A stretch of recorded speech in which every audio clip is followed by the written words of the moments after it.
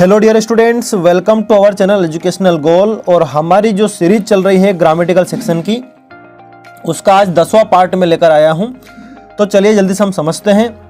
और इससे पहले जिन्होंने भी मेरे चैनल को अभी तक सब्सक्राइब नहीं किया है वो ज़रूर करें, क्योंकि ये सीरीज अभी समाप्त होने वाली नहीं है। अब हम अलग अलग टॉपिक पर बनाएंगे, जैसे डिटर्मिनर पर एक वीडियो हो गया, एक आर्टिकल पे हो जाएगा, मॉडल्स पे हो जाएगा, वॉइस पे हो जाएगा।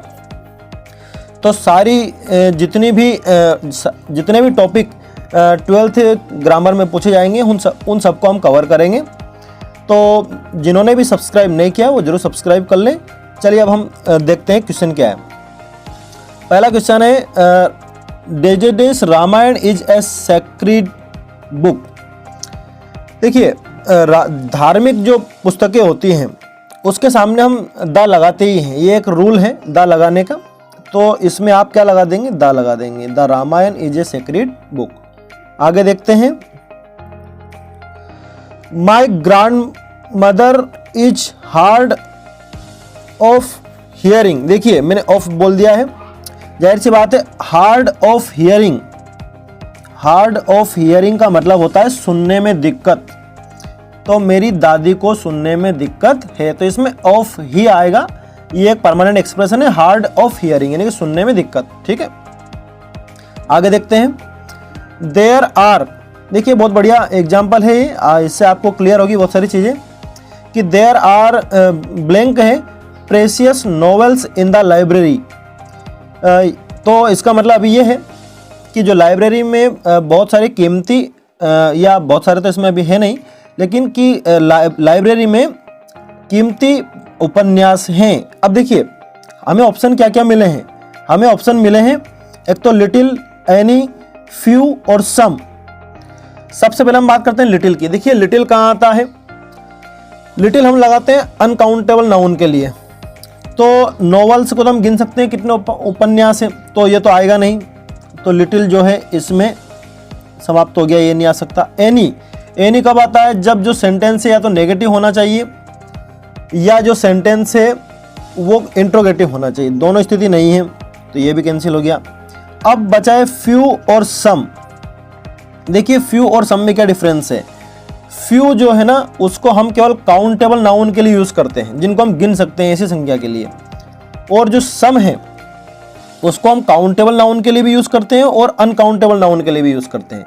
लेकिन दोनों में एक डिफरेंस है कि जो फ्यू है उसको हम 5 से कम संख्या के लिए यूज करते हैं, और जो सम है उसको हम उससे ज्यादा संख्या के लिए भी यूज कर सकते हैं। मान लो 5 से 10 तक भी संख्या चली गई तो भी हम सम यूज कर सकते हैं। तो इसमें जो सबसे बेस्ट जो पॉसिबिलिटी है वो क्या है? वो है सम की। तो there are some precious novels in the library, कि वहां लाइब्रेरी में कुछ कीमती उपन्यास है। वो 5 से ज्यादा भी हो सकते हैं।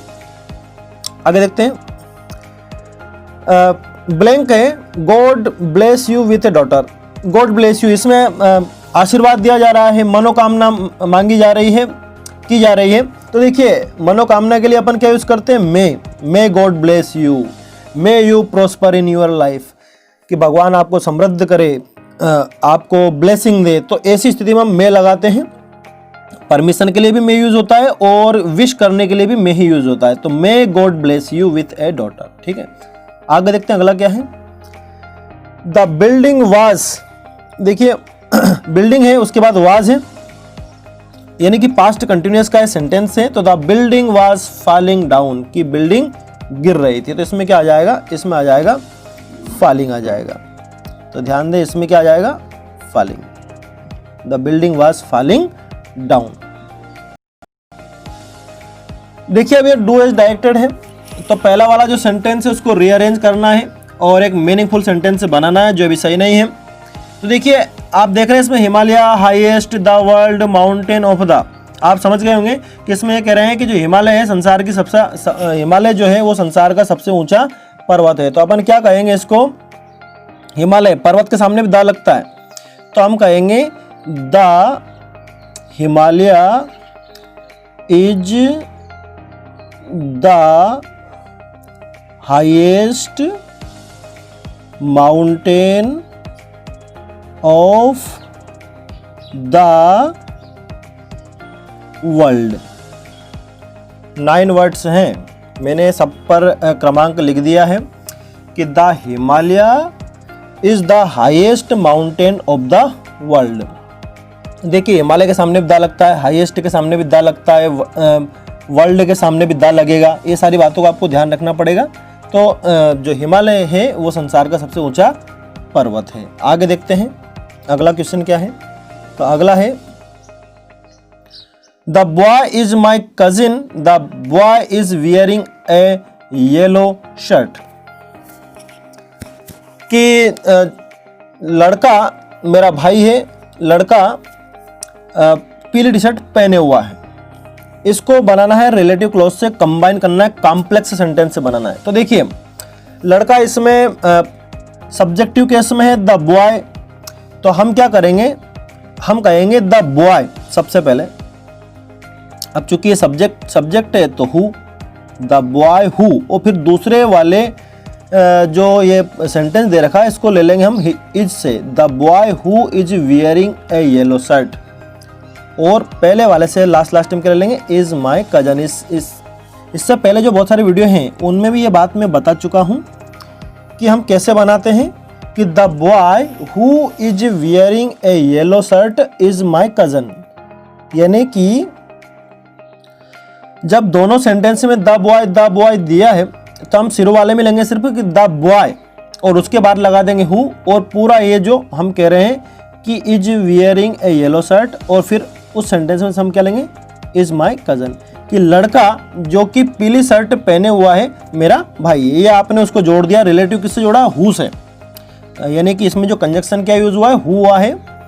तो ये आपका हो गया कि रिलेटिव क्लॉज से जोड़ना, who is wearing A yellow shirt, ये इतना जो है वो क्या है, रिलेटिव क्लॉज है। आगे देखते हैं, she can not afford it, she buys a car. इसको जोड़ना है combine the sentences using non finite clause. देखिए नॉन फाइनाइट क्लॉज पहली बात तो होते क्या है, नॉन फाइनाइट वर्ब आप समझते होंगे, जिसमें हम वर्ब में या तो हम आईएनजी लगा देते हैं, वर्ब में हम क्या लगा देते हैं, आईएनजी लगा देते हैं, या फिर वर्ब के सामने हम क्या लगा देते हैं, टू लगा देते हैं। ये इन्फिनेटिव केस है, अगर हम वर्ब के सामने टू लगाते देते हैं, और अगर आप वर्ब में आईएनजी लगाते हैं तो या तो ये जिरंड वाला केस है या प्रेजेंट पार्टिसिपल वाला केस है। तो इस तरह से नॉन फाइनाइट होते हैं, मैंने थोड़ा सा आपको बता दिया। अब देखिए इसको हम जोड़ेंगे कैसे, हम कहेंगे कि शी कैन नॉट अफोर्ड, और वर्ब हमारी कहाँ है, बाय, इससे पहले हम लगा देंगे टू। तो क्या बनेगा, she can not afford to buy a car. ये देखिए नॉन फाइनाइट क्लॉज से आपने जोड़ दिया टू बाय ए कार, तो क्या बना, she can not afford to buy a car, कि वो कार नहीं खरीद सकती है। दो सेंटेंस है, दोनों को मिलाकर आपने एक कर दिया, ठीक है। और आपने वर्ब के सामने जो टू लगाया है उससे वो इन्फिनेटिव से जुड़ भी गया है, ठीक है। आगे देखते हैं, they watch television since morning.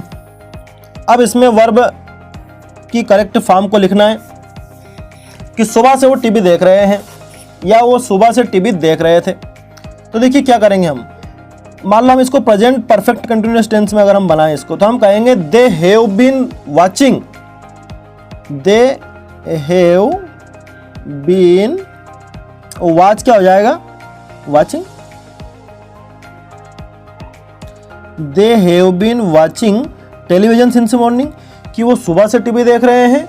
और अगर इसको पास्ट परफेक्ट कंटिन्यूअस टेंस का बनाना है तो हम कह देंगे they had been watching television since morning, कि वो सुबह से टीवी देख रहे थे।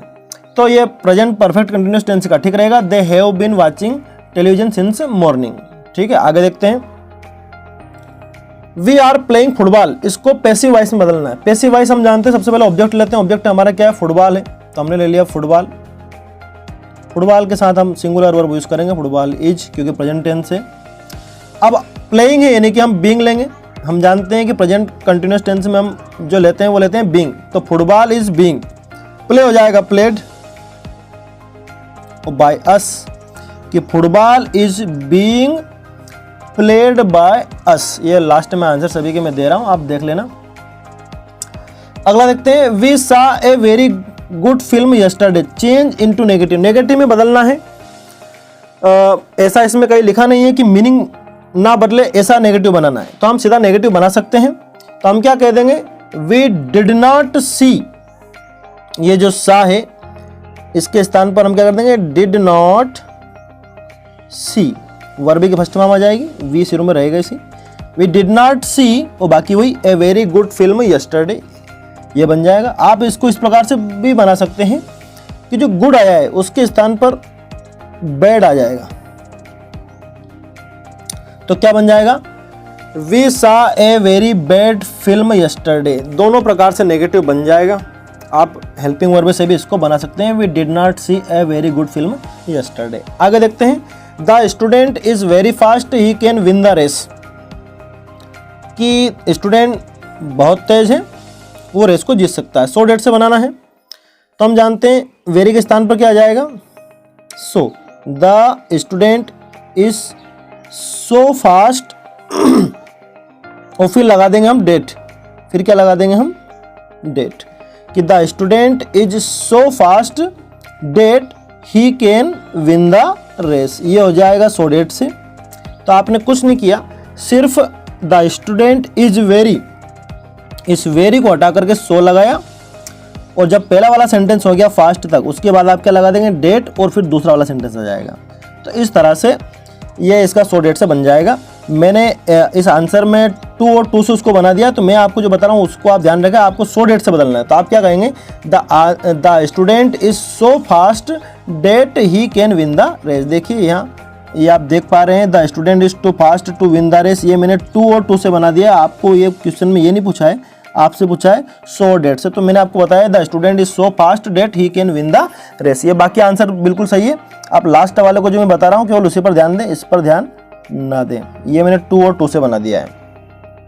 आगे देखते हैं, ये तो मैंने डू एज डायरेक्टेड के आंसर बता दिए सभी के, और उसके बाद ये जो हो जाएंगे आपके फिल इन द ब्लैंक्स के, कि पहले वाले में क्या आएगा, द रामायण था, दूसरा वाला हार्ड ऑफ हियरिंग था, तीसरा वाला some precious books in the library, may God bless you वाला था, the building was falling down. तो ये आपके सारे ऑप्शन मैंने इसमें बता दिए हैं। केवल आप तो ये ध्यान रखना, क्योंकि मैंने ये उस समय ध्यान नहीं दिया था जब आंसर इसके बना रहा था, मैंने टू और टू से बना दिया, लेकिन वो निकला सो और डेट से। तो आपको the student is so fast that he can win the race, आपको इस तरह से बनाना है, आप इसको कंसिडर ना करें, ठीक है। तो डियर स्टूडेंट्स, ये मैंने 10 पार्ट की सीरीज कंप्लीट कर दी है। इसके बाद 2020 का पेपर अभी रह गया है, क्योंकि 2010 से मैंने स्टार्ट किया था, तो उसको भी मैं बना ही दूंगा। आप हमारे चैनल के साथ बने रहें। Thanks for watching this video.